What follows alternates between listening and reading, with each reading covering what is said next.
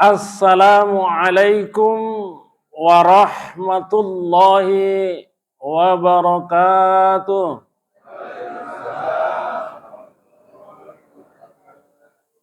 Innal hamdalillah nahmaduhu wa nasta'inuhu wa nastaghfiruh wa na'udzu billahi min syururi anfusina wa min sayyiati a'malina. May yahdihillahu fala mudhillalah wa may yudlil falan tajida lahu waliyyan mursyida.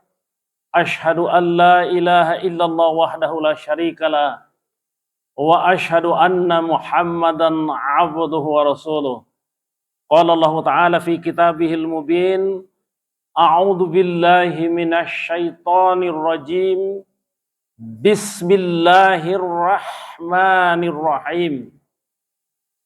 Ya ayyuhalladzina amanu taqullaha haqqa tuqatih wa la tamutunna illa wa antum muslimun. Shadaqallahul azim. Alhamdulillah, Bapak-bapak, Ibu-ibu, kaum muslimin Masjid Nurul Islam yang dimuliakan oleh Allah Subhanahu wa taala. Alhamdulillah, subuh ini kami merasa bangga sekali sebagai mantan Arema, karena kami sekarang adalah bonek, tinggal di Surabaya. Tapi alhamdulillah, Allah masih memberikan kesempatan yang terbaik bagi kita semua pada hari ini. Dan kami lihat bapak-bapak, ibu-ibu sudah banyak yang sepuh. Oleh karena itu ada satu catatan yang penting sekali untuk kita camkan dalam hidup kita ini dan saat ini, terutama dalam berdoa kepada Allah Subhanahu wa taala. Ini sebelum kita memulai. Bapak-bapak, ibu-ibu, mestinya sekarang kita harus serius sekali dalam berdoa. Seriusnya itu dimulai dengan memuji Allah Subhanahu wa taala sebanyak-banyaknya.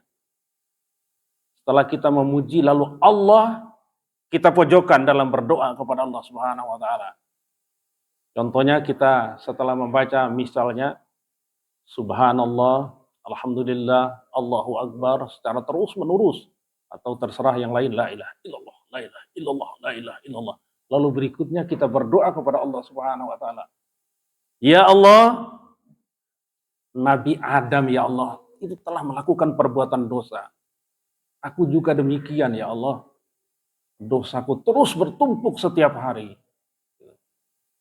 Maka ampunilah aku. Yang berikutnya juga boleh kita mengatakan bahwa ya Allah, pagi hari ini aku menyembah kepadamu, bukan kepada bintang-bintang, bukan juga pada matahari, tapi aku berdoa kepadamu. Oleh karena itu, ya Allah, jangan engkau tolak apa yang aku minta. Insya Allah seperti itu, Pak. Karena memang Rasulullah itu pernah memberi contoh bagaimana menyudutkan Allah. Contohnya sehari sebelum perang Badar, itu terjadi perang doa antara Abu Sufyan, musuh bebuyutan Rasulullah. Yang berikutnya Rasulullah juga berdoa juga. Salah satu doanya Rasulullah, ya Allah, apabila engkau tidak memenangkan umat Islam dalam peperangan besok, maka tidak akan ada orang yang akan menyembah kepadamu lagi. Bagaimana Rasulullah menyudutkan Allah Subhanahu wa taala. Akhirnya doa itu dikabulkan oleh Allah Subhanahu wa taala, sehingga dalam perang Badar ternyata dimenangkan oleh kaum muslimin. Demikian juga kita Bapak-bapak yang sudah sepuh seperti ini, hendaknya kita paling tidak doa, ada yang lain juga minta meninggal dalam keadaan husnul khotimah. Ya. Dan berikutnya yang terakhir, yaitu kita minta Allah mengampuni dosa kita. Ya, barangkali begitu Pak. Sekarang kita melanjutkan dengan kajian yaitu Miracle Al-Quranul Karim. Bapak-bapak, Kita semua tahu bahwa sekarang ini keadaan umat Islam mengalami dilematik luar biasa. Terutama kita yang berfaham ya sunni atau ahlu sunnah wal jamaah. Di mana kita semua tahu bahwa pemboman-pemboman yang dilakukan oleh Amerika Serikat terhadap Palestina, Pak. Bom-bom itu dibeli oleh Israel lalu dibom beratus kali di Gaza, akhirnya rata dengan tanah semuanya. Demikian juga bom-bom yang sekarang itu yang dilakukan oleh Israel, laknatullah itu beserta Amerika Serikat telah demikian rusaknya luar biasa. Oleh karena itu dilematis seperti ini akhirnya menjadi pertanyaan kita semua, perlu nggak sebenarnya umat Islam ini bersatu? Kan begitu Pak ya? Ya. Perlu nggak kira-kira Pak? Perlu Pak ya. Tapi ternyata menyatukan mazhab ini juga ternyata tidak mudah Pak. Apalagi kita di Indonesia ini kan bukan orang Arab Pak kita ya Pak. Tidak bisa berbahasa Arab. Hanya mendengar ternyata orang-orang Arab kok seperti itu. Kan gitu Pak ya. Ya. Kita kok melihat kemunafikan di sana ya Pak. Bagaimana dengan kekayaan luar biasa dengan menara-menara yang luar biasa ya, Al-Buruj dan sebagainya, tingginya hampir 1 kilo Pak. Bahkan yang mau dibuat di Saudi Arabia ya, di Jeddah itu rencana itu sekitar 1 kiloan Pak. Nah terus bagaimana dengan pertahanan umat Islam kan gitu Pak ya? Ya.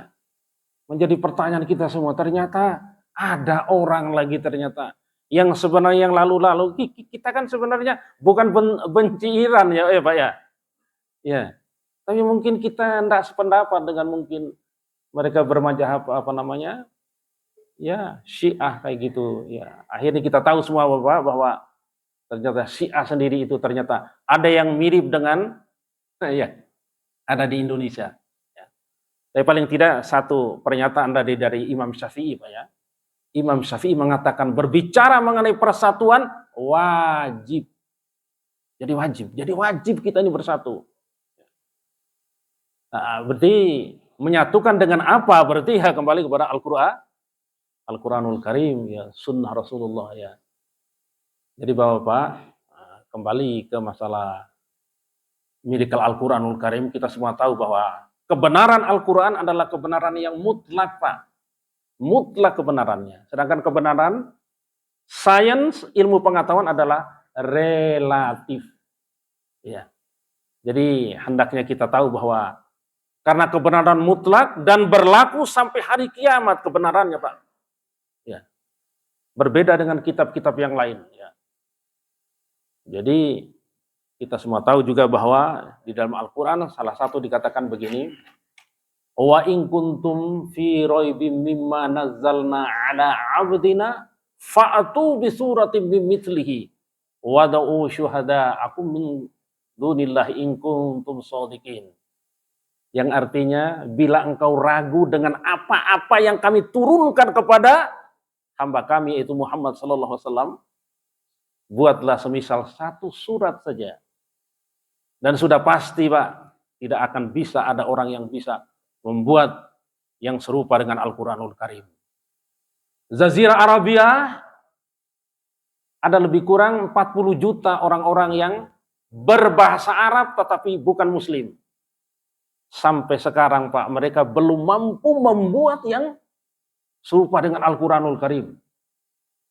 Ya, apalagi sekarang kita semua tahu dengan perkembangan sains dan teknologi, terbukti Pak, bahwa hal-hal yang terbaru di dalam sains ternyata sejajar dengan apa-apa yang ada di dalam Al-Quranul Karim, yaitu khususnya ayat-ayat kauniyah, ayat-ayat mengenai sains.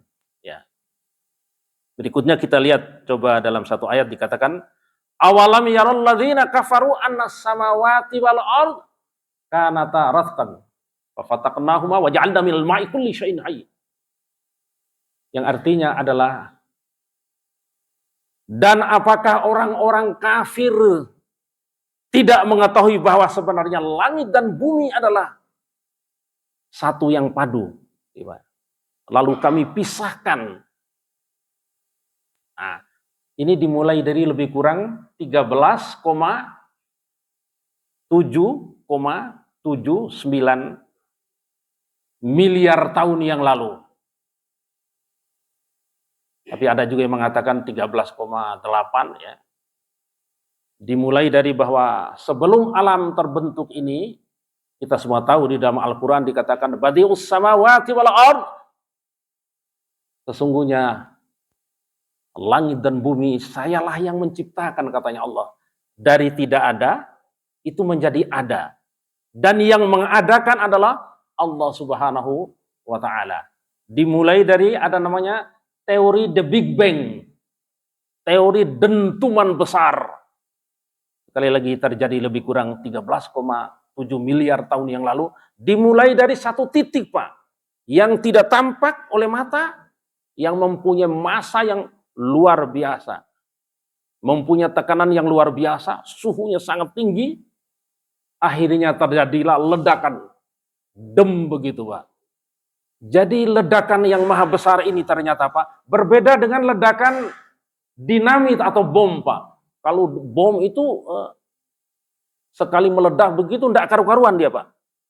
Tapi dentuman ini ternyata itu membentuk posisi yang luar biasa. Nah, dari posisi ini akhirnya terciptalah yang namanya, yang pertama adalah namanya partikel elementer. Partikel elementer ini mungkin kita semua tahu ada namanya inti atom, Pak ya. Ya ada namanya proton, neutron, elektron. Bahkan ada juga di bawah inti atom yang namanya partikel kuark namanya. Jadi di bawah inti atom itu sudah ditemukan, Pak. Yang namanya partikel kuark ya. Itu terbentuk ya awal-awal ledakan ini lebih kurang 10,34 derajat ya. Celcius ini. Yang berikutnya setelah terbentuknya inti atom terjadilah atom ya. Ya, atom-atom yang pertama tercipta ini adalah helium, Pak. Ya, helium adanya hidrogen ya, berikutnya dari ini terjadilah namanya apa? Fusi ya.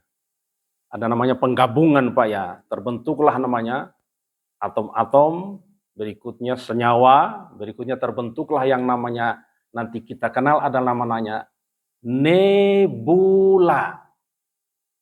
Nebula ya. Jadi nebula ini nanti terbentuk ada namanya apa ya? Jadi saya buka sedikit ada namanya supernova namanya, Pak. Jadi ada ledakan di alam semesta ini, Pak. Itu namanya ada ledakan supernova. Terbentuklah yang namanya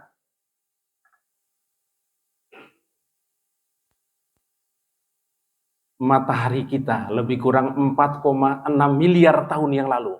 Berikutnya 4,5 miliar tahun lalu terbentuk juga adalah bumi. Ya, setelah terbentuk bumi, akhirnya oleh atmosfer, akhirnya bisa dihuni oleh manusia sampai sekarang ini ya. Jadi kalau kita lihat teori the Big Bang ini, Pak, persis seperti Al-Quran mengatakan awalam yarul ladzina kafaru annas samawati wal ard kanata ratqan fafataqnahuma wa ja'alna minal ma'i kulli syai'in hayy. Jadi apakah orang-orang kafir tidak memperhatikan bahwa sebenarnya dulu itu Pak, langit dan bumi adalah satu yang padu. Karena satu titik juga Pak tadi, Pak. Yang berikutnya nebula juga teori terakhir itu adalah satu. Yang berikutnya fafataqnahuma wa ja'alna minal ma'i kulli syai'in hayy. Jadi yang menyatu tadi, Pak, itu akhirnya terpisah. Terpisah ini terbentuknya matahari dan bumi. Luar biasa, Pak, Al-Quranul Karim. Tsumma stawa ila sama iwadkhonun. Dukhonun itu artinya asap yang tebal. Yang berikutnya mempunyai suhu tertentu ya. Makanya ledakan-ledakan ini sekali lagi terbentuknya alam semesta kita ini. Jadi Bapak-Bapak, satu kita melihat dulu. Yang berikutnya adalah yang tak terbantah juga kebenaran Al-Quran adalah a'udzubillahi minasyaitonirrajim. Bismillahirrahmanirrahim. Was-samaa'a banainaha bi'aidim wa inna lamusi'un. Katanya Allah Subhanahu wa taala, dan langit, katanya Allah, langit ini berarti space, jagat raya, kosmos kita ini, Pak. Itu katanya Allah Subhanahu wa taala, sayalah yang mengembangkannya. Ya. Wa inna, dan sesungguhnya kami, la itu dalam bahasa Arab itu artinya lam taukid, artinya sungguh, Pak. Kalau la ilaha illallah, la-nya panjang artinya tidak. Tapi la musiun itu, la itu penegas dia bahwa sungguh, artinya kami mampu to expanding, meluaskannya, mengembangkan terus menerus. Ini ternyata hasil penelitian dari seorang astronom yang namanya Edwin Hubble, Pak ya, di California. Dia menggunakan teleskop jarak jauh ya untuk mengamati jagat raya ini di Mount Palomar ya di California ya. Ternyata teleskopnya diarahkan ke jagat raya kita ini. Ternyata diketahui, Pak, ternyata antara satu galaksi satu dengan lainnya itu ternyata saling menjauhkan, Pak. Saling menjauh. Oh, akhirnya diberi kesimpulan bahwa ternyata alam semesta kita ini ternyata mengembang, Pak. Sebagaimana ya Al-Quran surat Az-Zuriyat 47 yang kami bacakan tadi itu. Berbeda dengan Einstein, Pak, orang yang paling pintar di muka bumi. Einstein mengatakan alam semesta mengembang katanya terus. Lalu berhenti katanya. Ya, berhenti dia, Pak. Tapi Al-Quran mengatakan terus, Pak. Wa inna lamusiun, sesungguhnya saya mengembangkan terus. Akhirnya Einstein mengatakan, Pak, the biggest blunder of my life, katanya. Kesalahan paling fatal dalam hidup saya, katanya. Einstein, Pak, kalah, Pak. Ya. Lalu pertanyaan kita kok ragu dengan Al-Quran, Pak? Kita kok malas baca Al-Quran, Pak? Kenapa, Pak? Ya. Ya. Ini mesti menjadi koreksi bagi kita semua bahwa Al-Quran, Pak, sekali kita baca, Pak. Contohnya Imam tadi bacanya bagus sekali, Pak ya. Ya, cuma mungkin perlu kita koreksi setiap bacaan-bacaan itu, Pak ya. Contohnya Bismillahirrahmanirrahim. Ada yang kurang, Pak? Apa yang kurang, Pak? Satu huruf, Pak. Harusnya Bismillahirrahmanirrahim. Ada huruf H di situ, Pak. Berarti 19 huruf, sudah kurang satu, Pak. Karena kita baca Bismillahirrahmanirrahim. Kurang, Pak. Harusnya Bismillahirrahmanirrahim. Ar-Rahmanirrahim. Nah, begitu, Pak ya. Jadi kita berikutnya melihat bahwa memang dakwah ini berat, Pak. Ya, kami memang sudah mengelilingi ya lama di Australia, di Sydney, juga Melbourne, ya berikutnya kami tinggal di Kanagawa, Jepang, Sydney, berikutnya Tokyo, ya. Kami berada di satu Institut Sains dan Teknologi Tokyo, ya. Kami kebetulan ngisi khutbah Jumat di sana juga, Pak ya. Pakai bahasa Inggris sama bahasa Arab, ya, gitu. Yang berikut, Pak, ya, ternyata perkembangan Islam di Jepang luar biasa, Pak. Ya, karena apa, Pak? Karena ternyata mereka sekarang sudah terbuka dengan media massa yang luar biasa seperti ini, ya, sehingga di mana-mana itu ternyata gambar-gambar mengenai orang-orang yang sholat, orang-orang yang puasa di berbagai tempat, muncul peperangan-peperangan dan sebagainya, kan menyoroti mengenai Islam semua, Pak. Ya, karena sorotan seperti ini akhirnya terbukalah mereka juga. Apa sebenarnya Islam? Ya, apalagi makanan-makanan halal, Pak ya. Mereka akan tanya, Pak, what's halal katanya? Ya, kami lama di Australia kerja di butcher kami, Pak.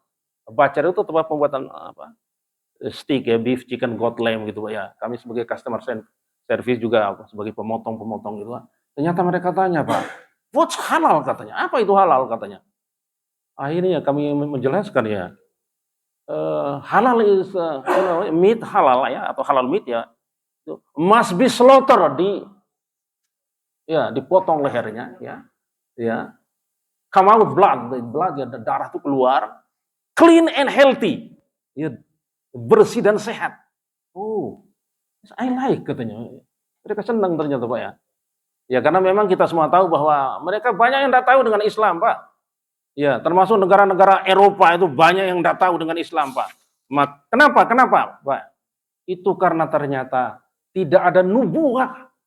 Tidak ada, Pak, yang namanya nubuah. Nubuah itu semacam, ya katakanlah tidak ada Rasulullah. Ya, yang menjelaskan bagaimana mengenai hukum, ya mengenai sosial, ekonomi dan sebagainya yang baik, yang bagus, Pak.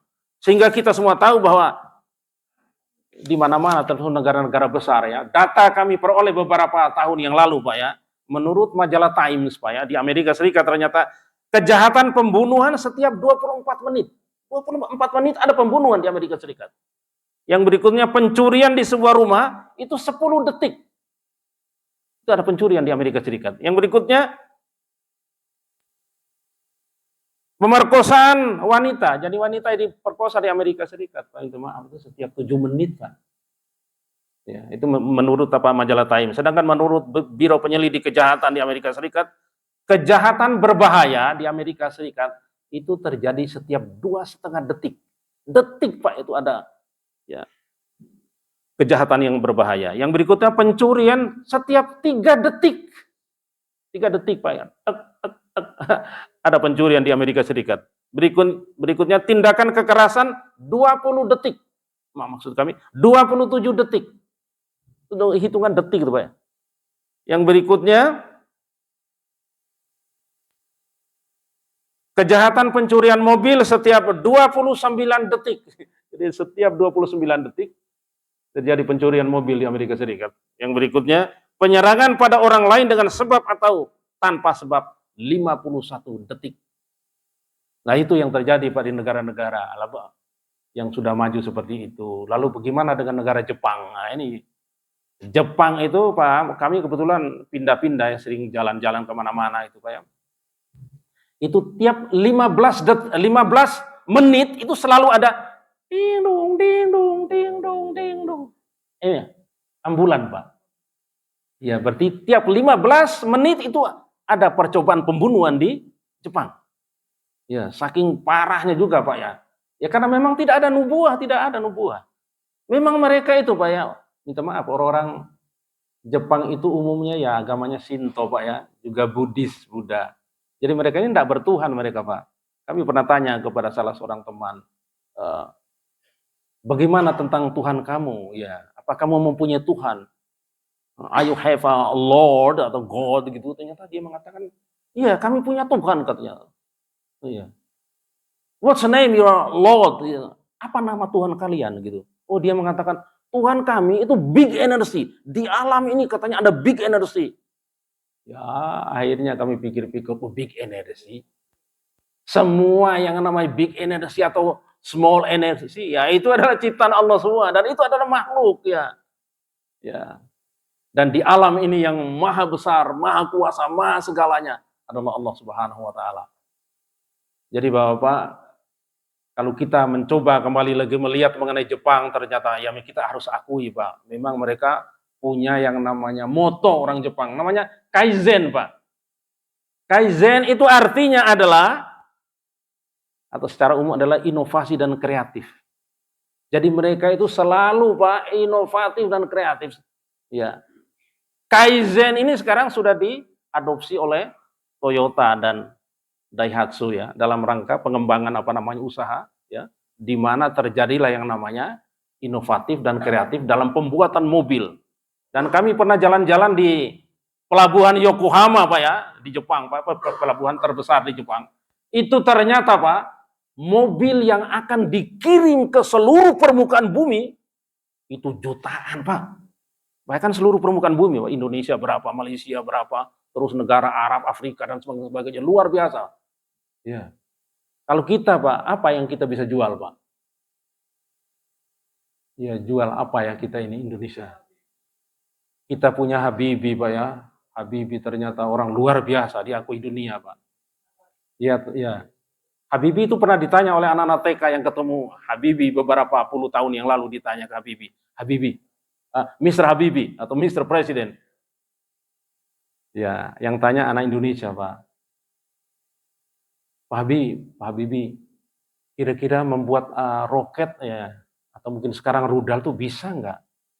Katanya Habibie itu kecil itu. Yang paling sulit katanya pembuatan pesawat katanya. Ya, jadi berarti kalau model-model rudal sekarang, rudal hipersonik yang bisa dibuat oleh Iran sekarang dengan kecepatan 15 Mach, artinya 15 kali kecepatan suara, mestinya Indonesia itu sudah lebih dahulu daripada Iran kita, Pak. Tapi kita akhirnya, aduh, luar biasa ya. Nggak tahu apanya yang salah Indonesia, apa Pak kira-kira yang salah kita ini ya. Yang salah kita semua, Pak ya. Ya Allah, ternyata ya, yang jelas yang salah adalah ketidakpercayaan kita terhadap teman-teman kita, anak-anak kita yang terbaik, Pak. Banyak anak-anak kita yang terbaik, Pak. Lomba berbagai tingkat dunia, baik dalam bidang robot, macam-macam. Itu banyak, Pak. Ada dari ITS, ada dari ya Malang, mungkin dari ITB dan lain sebagainya. Itu ternyata orang-orang pintar kita juga, Pak ya. Karena di Indonesia kan ada etnis Cina, Jawa, dan sebagainya, Pak. Jadi berbeda dengan apa yang dikatakan oleh Karl Lewis. Karl Lewis mengatakan bahwa orang-orang yang unggulan adalah orang-orang yang keturunan kerajaan Romawi katanya, yaitu orang-orang Eropa katanya mereka. Jadi mereka ras unggulan, Pak. Sehingga akhirnya yang terjadi mereka melakukan eksploitasi, ya. Mereka menjajah di mana-mana di muka bumi. Kan timbul pertanyaan, Pak, siapa yang membom Nagasaki dan Hiroshima, Pak, yang menyebabkan 200 orang yang terbunuh, Pak. 200.000 ya, 200.000 orang yang terbunuh Nagasaki dan Hiroshima. Itu yang bom adalah ya orang yang melakukan kejahatan terbesar di muka bumi. Jadi Ketua Pengadilan HAM Internasional Jan Peirce ya, dan diakui oleh Profesor Dr. Nurholis Majid ya, dia mengatakan bahwa Amerika Serikat itu adalah pelaku kejahatan terbesar sepanjang kehidupan umat manusia. Jadi luar biasa Pak kejahatan yang dilakukan oleh ya Amerika Serikat. Sekarang mereka sedang menekan Indonesia, ya Pak. Sedang menekan Indonesia sekarang ini. Ya Allah, luar biasa. Tapi sebenarnya mereka menekan Indonesia itu sejak sebelum penjajah, Pak. Apa yang ditekan, Pak? Ya kami pernah baca majalah intelijen, Pak ya. Ternyata Indonesia itu dilihat sebelum penjajah, berarti sebelum tahun 45, Pak. Itu ada yang muncul di atas permukaan bumi, yaitu namanya tembaga. Makanya di Irian Jaya ada namanya Tembagapura. Nah itu memang tembaga yang muncul di atas permukaan bumi, ternyata di dalamnya, Pak, emas. Uranium, wah luar biasa Pak. Sampai sekarang Pak, setiap ada gerakan orang Indonesia yang mencoba mengutak-atik mengenai Freeport, sudah pasti dari United States, Amerika itu akan datang ke Indonesia untuk mengatakan bahwa jangan coba-coba ganggu. Ya, makanya Pak, mestinya dari beberapa peneliti mengatakan bahwa bila Freeport itu bisa dipegang oleh Indonesia, kita bisa mendapatkan masing-masing orang Indonesia itu ya setiap bulan katanya bisa dapat 20 kilogram emas tiap orang Indonesia. Dan kita semua tahu Freeport adalah penghasil emas terbesar kedua di muka bumi, Pak. Luar biasa, mestinya kita ini sekali lagi Pak itu bisa kaya yang luar biasa, tapi kenyataannya tidak luar biasa. Kasihan Pak kita ini Pak. Ya kita hanya bisa berdoa moga-moga kita bisa mendapatkan pemimpin yang lebih lebih memikirkan mengenai keturunan-keturunan kita. Ada satu pertanyaan Pak, apa memang keturunan kita juga orang-orang unggulan Pak? Iya Pak, kita ini keturunan orang-orang unggulan Pak. Anak-anak kita buktinya bisa kuliah di mana-mana Pak, bagus Pak. Ya kami sudah banyak melihat Pak orang Indonesia Pak. Ya mungkin kita semua tahu ada Jepang itu bisa mendapatkan ini terlibat di dalamnya orang Indonesia, termasuk yang di Swiss Pak. Universitas terkenal di Swiss itu ternyata ada melibatkan orang Indonesia yang ahli dalam bidang mengenai kaca-kacaan gitu Pak, ya, radiasi dan sebagainya. Jadi Bapak, akhirnya kita kembali lagi ke Jepang, Pak. Jadi kebetulan lamanya di Jepang. Di Jepang kita kenal ada yang namanya juga adalah harakiri. Jadi harakiri ini yang dilakukan oleh para apa namanya ya? Para samurai ya. Jadi mereka melakukan demikian karena pertama itu Pak, mereka itu menjaga martabat ya, harga diri mereka. Hingga mereka melakukan namanya harakiri. Harakiri itu dari jadi sabet dengan apa nak? Samurai Pak ya. Itu katana ya. Katana itu ada pedang Jepang itu dari kanan ke kiri gini Pak. Set disabet gini. Ya. Nah, tapi disaksikan sekarang itu disaksikan oleh sekretaris namanya itu Pak ya. Yang berikutnya setelah selesai ritual, jadi sekretaris tadi nanti akan memotong lagi apa namanya lehernya diputus, gitu ya. Nah, ini sebenarnya kalau menurut mereka ini adalah satu hal yang luar biasa katanya mereka Pak. Jadi ini adalah mati mulia katanya mereka Pak. Ya tapi sebenarnya ya tragis seperti ini Pak. Ini pembunuhan sadis sebenarnya seperti ini Pak. Ya. Kan timbul pertanyaan apa ada terjadi dalam Islam seperti ini Pak ya? Ya, kita harus apa namanya lakukan bunuh diri bisa atau membunuh anak bisa demikian. Ternyata jauh Pak ya. Karena apa? Rasulullah diutus ke muka bumi adalah dalam rangka memperbaiki akhlak orang-orang Arab jahiliyah Pak. Makanya munculnya innama bu'istu liutammima makarimal akhlak. Sesungguhnya aku diutus adalah untuk memperbaiki akhlak. Jadi manusia itu sendiri. Jadi Bapak, ternyata akhlak kita sekarang ini luar biasa. Ya apa namanya? Hancurnya apalagi dengan adanya HP. Sekarang anak-anak mereka sudah asik Pak. Memang orang tuanya salah Pak memberikan anak kecil-kecil sudah dikasih HP Pak. Ya. Jadi kebetulan kami punya cucu Pak ya enggak dikasih HP Pak. Ya. Tapi yang terjadi apa Pak? Umur 10 tahun Pak itu hafal berapa juz? Sekarang 18 juz Pak. Banyak enggak Pak 18 juz itu? Banyak Pak. Kita ternyata ya satu juz saja ternyata yang enggak hafal-hafal Pak. Kecuali yang kita hafal juz buah ya Pak. Jus apel, anggur, dan itu kita hafal gitu semua. Dan di mana tempat belinya, hafal. Tapi ternyata untuk menjadi katakanlah seorang yang apa namanya hidupnya diridhoi oleh Allah Subhanahu Wa Taala tidak mudah Pak. Tidak mudah Pak. Berarti kita yang apa namanya yang sudah sepuh kayak gini terus Pak. Life was struggle. Hidup untuk berjuang terus. Tidak peduli Pak, berjuang terus. Ya untuk anak cucu kan gitu Pak ya. Anak cucu kita pokoknya bergerak terus Pak. Jangan sampai kita ada berhenti. Ya. Karena kalau kita mulai berhenti Pak, akhirnya terjadilah yang namanya, minta maaf Pak ya, jadi ada namanya kolesterol, ada namanya gula. Ya. Kami ternyata ini pernah menjadi pabrik gula Pak. Pabrik gula, berikutnya adalah pabrik kolesterol, pabrik batu, ternyata luar biasa Pak. Ya. Tapi ya terus Pak, kami berjuang terus ya. Akhirnya kami melakukan hal-hal yang berlawanan dengan apa yang diperintahkan oleh dokter. Dokter menganjurkan kami itu Pak karena agak lumpuh beberapa bulan yang lalu. Itu katanya dokter, Pak, kalau jenengan tidak jalan setiap hari 20 menit, lumpuh katanya. Ya Allah, ini Ustadz lumpuh, ini bagaimana cara dakwah berikutnya? Akhirnya yang kami lakukan, kalau jalan Pak, Assalamualaikum, baru jalan sebentar ketemu tetangga Pak. Gimana kabar? Baik, alhamdulillah gitu. Berhenti Pak, enggak jadi lanjutkan jalan-jalannya Pak. Akhirnya yang kami lakukan adalah lari Pak. 10 meter dulu, 20 meter, akhirnya sekarang ya bolehlah Pak kita kapan-kapan kita lari-lari gitu ya. Kami sudah mampu lari-lari sekarang Pak. Jadi Bapak, hidup adalah life for struggle, hidup untuk berjuang terus. Yang berikutnya ada hal-hal yang menarik juga di Jepang ternyata.